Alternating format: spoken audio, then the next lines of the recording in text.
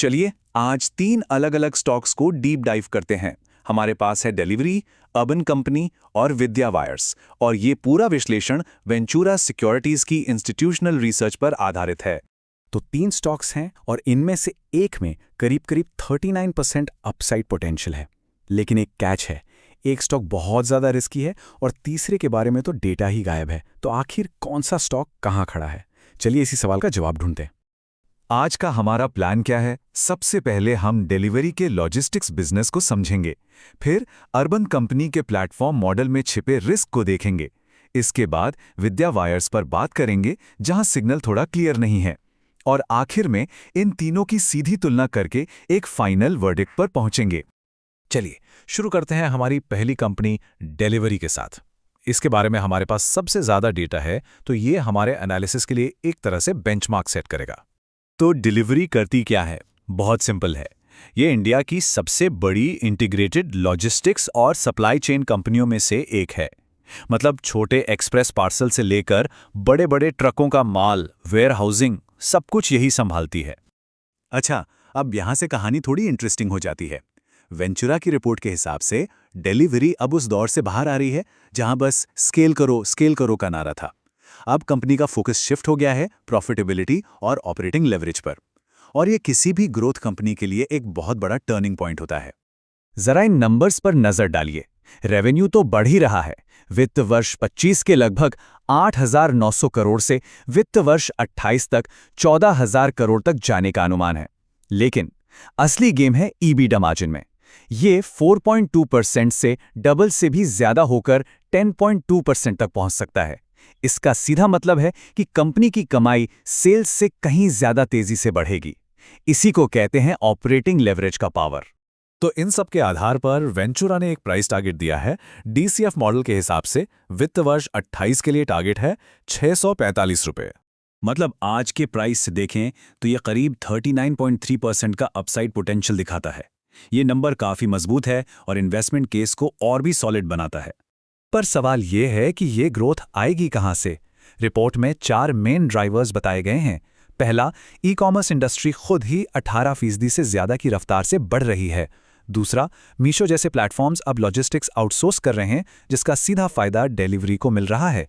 तीसरा, इनका पार्ट ट्रकलोड यानी PTL freight business scale up हो रहा है। और चौथा, जैसे जैसे नेटवर्क यूटिलाइजेशन बढ़ेगा, ऑपरेटिंग लेवरेज भी किक इन करेगा। लेकिन रुकिए, यहाँ एक पेच है। हर अच्छी कहानी की तरह यहाँ भी कुछ रिस्क हैं। पहला और सबसे बड़ा रिस्क, डिलीवरी का प्रॉफिट पूरी तरह से वॉल्यूम पर टिका है। अगर इकोनॉमी या ई कॉमर्स में स्लोडाउन आया तो सीधा असर पड़ेगा। दूसरा, क्लाइंट कॉन्सेंट्रेशन, मतलब कुछ बड़े कस्टमर्स पर बहुत ज़्यादा डिपेंडेंसी है जो उन्हें प्राइसिंग पावर देती है। ये एक रेड फ्लैग हो सकता है। तो ये थी डिलीवरी की कहानी, जहां नंबर्स काफ़ी कुछ कह रहे हैं। लेकिन हमारी अगली कंपनी अर्बन कंपनी का मामला बिल्कुल अलग है। यहां बात नंबर से ज्यादा बिजनेस मॉडल की है, और शायद रिस्क की भी। अर्बन कंपनी का बिजनेस मॉडल समझना बहुत आसान है। सोचिए, ये एक टेक प्लेटफॉर्म है, एक डिजिटल पुल की तरह। एक तरफ है आप जैसे कस्टमर्स जिन्हें प्लम्बर, इलेक्ट्रिशियन या ब्यूटिशियन चाहिए, और दूसरी तरफ है ये सर्विस प्रोफेशनल्स। अर्बन कंपनी का ऐप इन दोनों को मिलाता है और बस हर ट्रांजैक्शन पर अपना कमीशन लेता है। तो इसमें पैसा लगाने का आइडिया क्या है? ये एक बड़ा दाव है इंडिया के बहुत बड़े अनऑर्गेनाइज्ड होम सर्विस मार्केट को ऑर्गेनाइज करने का। और क्योंकि ये एक प्लेटफॉर्म है, तो ये एक एसेट लाइट मॉडल है। मतलब खुद की कोई दुकान या गाड़ी नहीं, जो इसे तेजी से स्केल करने में मदद करता है। पर अब बात करते हैं उस सबसे बड़े रिस्क की जो इस बिजनेस की नींव हिला सकता है। इसे कहते हैं डिसइंटरमीडिएशन।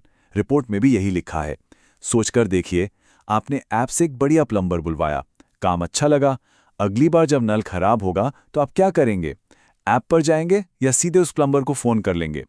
जाहिर है सीधे फोन कर लेंगे, और बस अर्बन कंपनी उस डील से बाहर हो गई।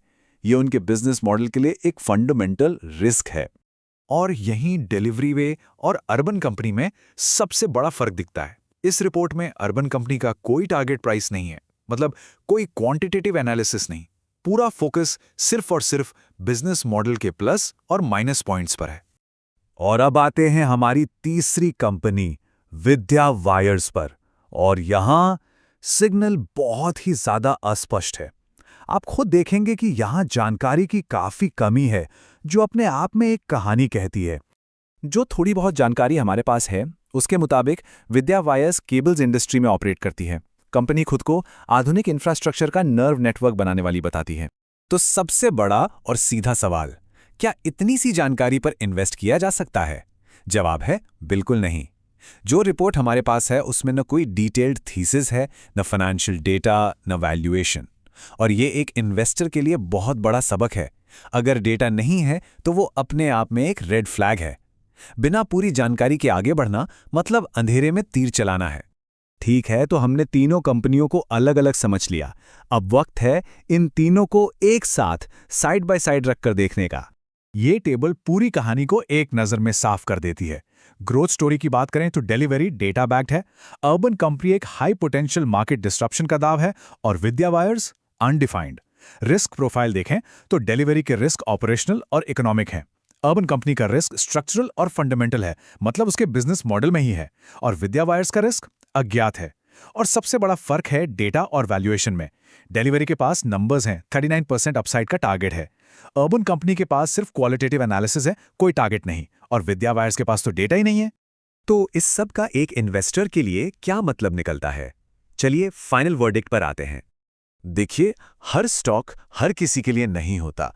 अगर आप एक ऐसे इन्वेस्टर हैं जो लॉन्ग टर्म के लिए उचित कीमत पर ग्रोथ चाहते हैं, तो डिलीवरी आपके लिए है।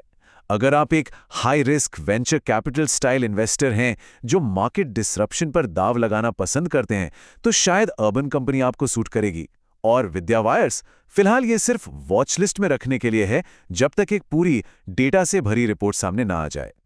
तो ये विश्लेषण साफ करता है कि हर स्टॉक की अपनी एक अलग कहानी और अपना एक अलग रिस्क रिवॉर्ड प्रोफाइल है। अब मैं आपसे जानना चाहता हूं, आपको इन तीनों में से कौन सा बिजनेस मॉडल सबसे ज्यादा मजबूत लगता है? लॉजिस्टिक्स का स्केल, प्लेटफॉर्म का डिसरप्शन या इंफ्रास्ट्रक्चर की नींव? नीचे कमेंट्स में अपनी राय जरूर शेयर कीजिएगा।